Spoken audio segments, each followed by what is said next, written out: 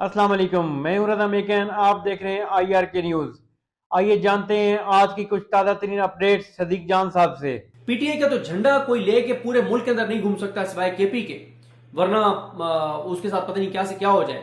ये डाकुओं के पास असला है और भारी हथियार है और सब कुछ है। इधर भी क्या, ये भी इमरान खान ने किसी को लाके बसाया था कच्चे के डाकुओं को।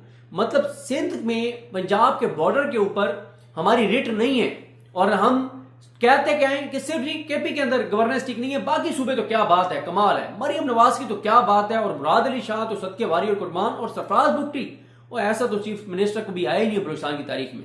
और रियलिटी देख लें कि मतलब बस रोक के और 18 मुसाफिरों को अगवा करके कच्चे के डाकू ले गए, कोई कुछ नहीं कर सका और कच्चे के डाकुओं के खिलाफ कोई कार्रवाई भी नहीं होती। अगली खबर, इस पर मैं पहले बात कर चुका हूं कि 2025 में वफाकी काबीना के जो है वो मनी वो बिल के हवाले से थी।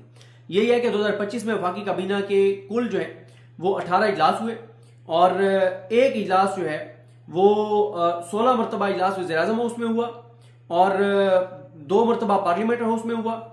एक मरतबा वज़ीर आज़म ने आज़रबाईजान के दारुल-हुकूमत बाकू से ऑनलाइन इजलास की सदारत की। और ये आपको याद है ना, कौन सा, 27वीं तरमीम के लिए इतनी इजाजत नहीं मिली शहबाज शरीफ को कि पाकिस्तान वापस आके मंजूरी दे दे। इतनी जल्दी थी कि बाकू से बैठ के, और ये 27वीं तरमीम को आवाम के लिए नहीं थी, पाकिस्तान के लिए नहीं थी, पाकिस्तान के लोगों के लिए नहीं थी। 27वीं तरमीम आपको पता है क्यों आई? यानी शहबाज शरीफ ने बाकू से बैठ के उसकी मंजूरी दी, अंदाजा लगाएं। और वो बाद में पता चला कि काबीना के पास तो ड्राफ्ट था ही नहीं, बस जबानी कलामी मंजूरी हो गई। अगली खबर जी, मार्केट में गंदम महंगी, आटे की कीमत भी बढ़ने लगी। उसके बाद अगली खबर जनाब, इसमें जनाब गैस सेक्टर में 3,180 अरब रुपए का जो गर्दिशी कर्जा है उस पे एडिटोरियल लिखा हुआ है दुनिया न्यूज ने कि ये एक बड़े मुआशी बोझ को जाहिर करता है, बल्कि ये महकमाना कारकर्दगी पर भी सवाली निशान है। और ये गर्दिशी कर्जा है क्यों? इसकी एक वजह है जनाब, जो हुकूमत बिल वसूल नहीं कर पाती, लाइन लॉसेस जो जाया हो जाती है गैस, जो गैस की चोरी है, दरामद की गई LNG और मकामी गैस की कीमतों का फर्क ये है। ये अब इस पे ये कह रहे हैं कि 5 रुपए जो है वो पेट्रोलियम लेवी लगाई जाएगी इस 3180 अरब को पूरा करने के लिए। करें ये भुगते अवाम, तबाह करें ये, बर्बाद करें ये और जलील हो अवाम। भाई पकड़े ना जो बिल नहीं देते, लाइन लॉसेस खत्म करें ना, ये चीजें करें। 3180 अरब रुपए का सर्कुलर डेट हो गया, यानी जितनी उसका जितने की गैस बेची है उससे 3180 अरब कम जो है वो वसूल हुए। कहां गए 3180 अरब? कौन है इसका जिम्मेदार? अगली खबर जनाब, अब ये भी दुनिया न्यूज का एडिटोरियल है। ये एडिटोरियल ये बताता है जनाब, 3 फिगर्स मैं आपके सामने रख देता हूं कि वो ये कहते हैं कि स्टेट बैंक की अपनी रिपोर्ट के मुताबिक रवां माली साल के पहले 4 माह में, यानी जुलाई के बाद के 4 माह में, जुलाई के बाद से 4 माह में बैरूनी सरमायाकारी में 26% कमी आ चुकी है। 26% कमी आ चुकी है। 4 माह जो पहले थे उनमें 26% बैरूनी सरमायाकारी में कमी आई। हमें तो बताया जाता है कि हर तरफ से मुआहदे हो रहे हैं, सऊदी अरब के साथ मुआहदा हो गया है, कतर के साथ हो गया है, UAE के साथ हो गया है, चाइना के साथ हो गया है, रशिया के साथ हो गया है, अमेरिका के साथ हो गया है। और हालात ये हैं कि बैरूनी सरमायाकारी में जो है वो 26% जो है वो कमी आ गई है। अगली खबर सुने जी, वो रोजनामा दुनिया का एडिटोरियल ये कहता है कि दायरा शुमारियात के मुताबिक रवां माली साल, ये जो अभी चल रहा है माली साल जो 1 जुलाई से शुरू हुआ है, उसके पहले 5 माह में जो एक्सपोर्ट्स हैं इसी दौरानिए में, ये जो 5 माह है इस माली साल के और पिछले माली साल के मुकाबले में 6.4% एक्सपोर्ट्स कम हुई हैं। एक्सपोर्ट्स भी गिर रही हैं। वो मैं आपको बता चुका हूं कि अमेरिका ने जो टैरिफ लगाया उसकी वजह से भी एक्सपोर्ट्स भी गिर रही हैं, वैसे भी गिर रही हैं एक्सपोर्ट्स। और दावे इनके सुन लें, अब ये एक्सपोर्ट्स गिरने का मतलब क्या है कि इंडस्ट्री बंद हो रही है ना। एक्सपोर्ट्स जब नहीं होंगी तो इंडस्ट्री बंद होगी, लोग बेरोजगार होंगे। आखिरी सुन लें जी, दरामदाद में इजाफा हुआ है, इंपोर्ट्स में इजाफा हुआ है। जुलाई से अक्टूबर का तजारती खसारा 37% इजाफे के साथ 15.5 अरब डॉलर तक जा पहुंचा है। ये जनाब कह रहे हैं, ये रोजनामा दुनिया का एडिटोरियल सरकारी फैक्ट्स एंड फिगर्स दे रहे हैं। अब आ जाए जनाब, तहरीक इंसाफ के वर्कर्स और सपोर्टर्स बहुत ज्यादा कह रहे हैं कि लाइमल दिया जाए, एक्टिव हो, पार्टी बताए क्या कर रहे हैं। और इंटरनल क्राइसिस PTI के अंदर बहुत ज्यादा है इस वक्त, अंदरूनी लड़ाइयां बहुत ज्यादा हैं। और फिर अथॉरिटी जो है अल्लामा राजा नासिर अब्बास साहब की और महमूद जगज़ई साहब की, उसको उनके MNA तो सेंटर्स नहीं मान रहे थे। तो अब जो है, और फिर फैसले करने में ताखीर भी हो रही थी। क्योंकि कोई सेंट्रल कोई ऐसा फोरम नहीं था जिसके ऊपर कोई ऐसी कोऑर्डिनेशन की टीम नहीं थी। एक तो वो सियासी कमेटी सलमान राजा साहब ने एक तश्कील दी है, लेकिन अब वो तो है कोई 24-25 रुकनी।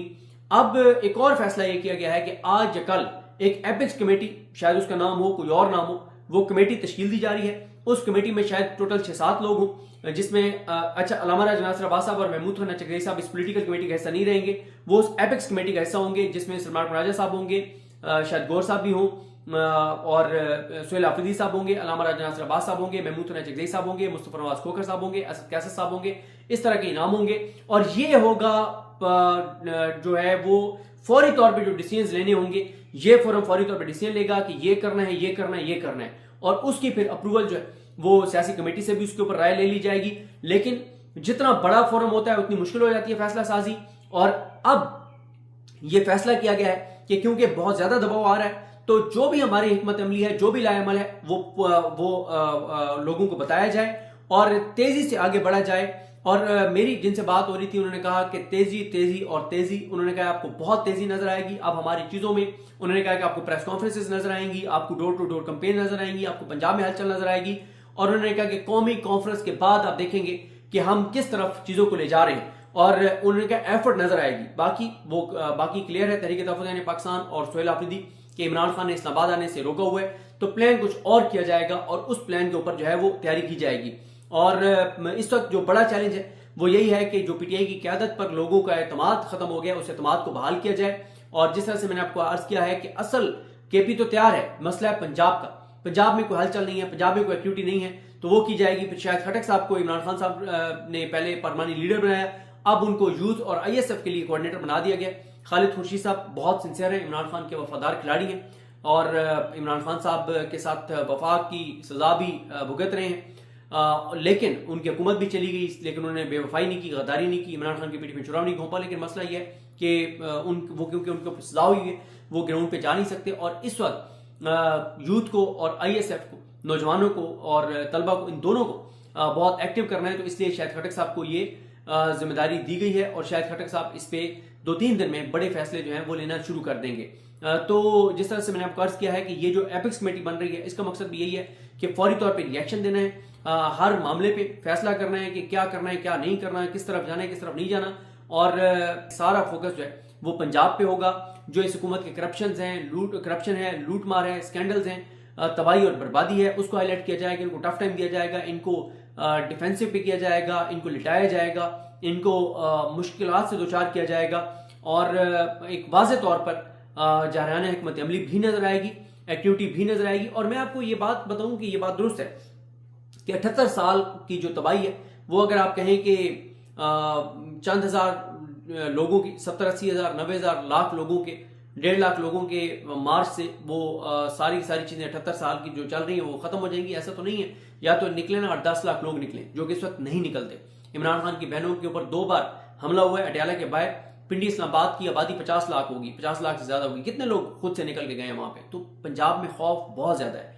और फिर दूसरा यह है कि पीटीआई की क्यादत पे एतमाद का फुकदान भी है। तो इन दोनों चीजों पर किया जाएगा कि पंजाब में ऐसी एक्टिविटीज की जाए कि लोगों का खौफ खत्म हो, और दूसरा पीटीआई की क्यादत पर लोगों का जो है वो एतमाद बहाल किया जाए। इन तमाम चीजों पर हुकूमत को हर मास पे टफ टाइम दिया जाए, उनके लिए महाज खोले जाएं।